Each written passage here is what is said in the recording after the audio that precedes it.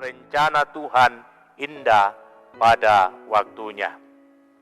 Bapak, Ibu, saudara-saudara yang saya kasihi di dalam Tuhan, setiap tapak kaki perjalanan yang kita jalani setiap saat, setiap waktu, sesungguhnya adalah sekolah kehidupan bagi kita. Kita sedang belajar dari apa yang kita alami sepanjang hari-hari kehidupan. Tinggal bagaimana kita menyikapinya. Apakah kita menerima pelajaran tersebut dengan cepat atau lambat, dengan nilai yang baik atau kurang baik, itu tergantung kepada saudara dan saya. Artinya apa? Tentang baik atau tidak baik, apa yang akan kita terima pada akhir perjalanan kehidupan, itu bergantung dari bagaimana kita merespon segala persoalan yang kita hadapi. Ada orang menghadapi masalahnya dengan cepat naik pitam dan menarik kesimpulan bahwa Tuhan tidak baik, Tuhan tidak adil. Kenapa saya harus mengalami hal-hal demikian, sedangkan orang lain yang lebih jahat justru tidak mengalami hal yang saya alami. Tetapi ada pula orang yang menyikapinya dengan kesabaran dan melihat segala realita yang memahitkan kehidupan dari sudut pandang yang positif. Ia percaya bahwa di balik segala kepahitan hidup yang ia alami, pasti ada rencana Tuhan yang terindah di dalamnya.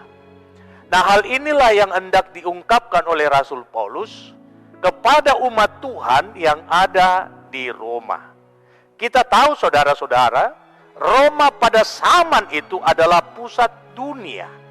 Di sanalah bertakhta kaisar-kaisar Romawi yang sangat bengis terhadap kekristenan. Sekali lagi, bisa kita bayangkan bahwa Paulus menuliskan surat ini kepada umat Tuhan yang ada di Roma, pusat pemerintahan kekaisaran Romawi. Disitulah singgasana kaisar, terutama pada zaman Paulus, Kaisar Nero, yang sangat tidak respek terhadap kekristenan. Ia sangat benci terhadap orang-orang yang mengikuti jalan Tuhan. Sehingga apapun harus ia lakukan untuk menghabisi semua orang yang percaya kepada Kristus. Sekarang umat Tuhan ada di pusat dunia. Ada di tempat yang saya mau gambarkan sarang harimau. Bisa saudara bayangkan, ruang gerak umat pada waktu itu semakin dipersempit.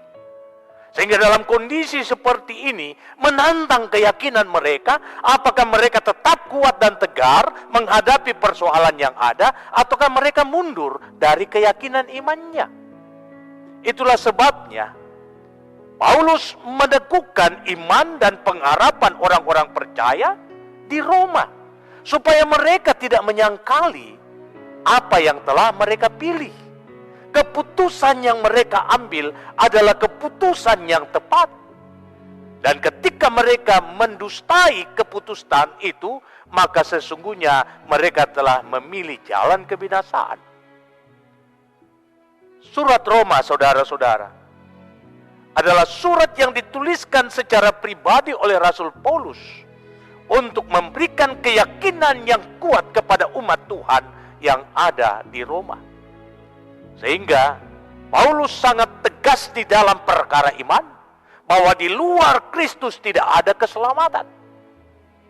Sekalipun sekarang umat Tuhan sedang menderita, sekalipun sekarang umat Tuhan sedang mengalami kepahitan dalam hidup, janganlah hal itu menjadi alasan bagi mereka untuk meninggalkan jalan Tuhan. Justru dalam perkara itu, mereka harus semakin mendekatkan diri kepada Tuhan, semakin intim dengan Tuhan. Mereka harus melihat semua persoalan-persoalan yang ada sebagai pilihan untuk meneguhkan keyakinan mereka bahwa Allah berkuasa untuk merubah segala kepahitan menjadi manis pada waktunya. Dari sinilah saudara-saudara, Paulus menegaskan bahwa apa yang telah dijalani oleh umat Tuhan adalah pilihan yang tepat. Di luar daripada itu adalah pilihan yang salah. Sehingga sekalipun kepahitan harus mereka hadapi, harus mereka alami, harus mereka terima. Itu adalah jalan yang telah ditentukan bagi mereka untuk menguji ketahanan iman mereka. Sehingga di tengah-tengah kepahitan itu, dunia akan menyaksikan keteguhan iman umat Tuhan, dan satu kali kelak segala lutut akan berteguk dan segala lidah mengaku Yesus Kristus itulah Tuhan bagi kemuliaan Allah Bapa. Saudara-saudara yang saya kasihi di dalam Tuhan, konteks kehidupan umat Tuhan di Roma tidaklah jauh berbeda dengan keadaan kita sekarang. Kuasa kegelapan sekarang mengancam keyakinan kita. Persebaran virus corona sekarang ini menantang iman kita. Banyak orang telah kehilangan pengharapan. Banyak orang sudah meragukan kuasa dan kasih Tuhan. Tetapi bagi setiap orang percaya, mari kita melihat semua perkara ini sebagai jalan yang telah ditentukan Tuhan untuk setiap kita, dan kita sikapi dengan cara yang positif. Bahwa apa yang terjadi sekarang ini adalah pilihan Tuhan bagi kita agar kita semakin dekat kepadanya, semakin intim kepadanya, supaya dengan itulah Tuhan akan meluputkan kita dari segala kebinasaan, dan Ia akan mengubah segala sesuatunya pada waktunya, dan ketika Ia melakukannya indah bagi setiap orang percaya.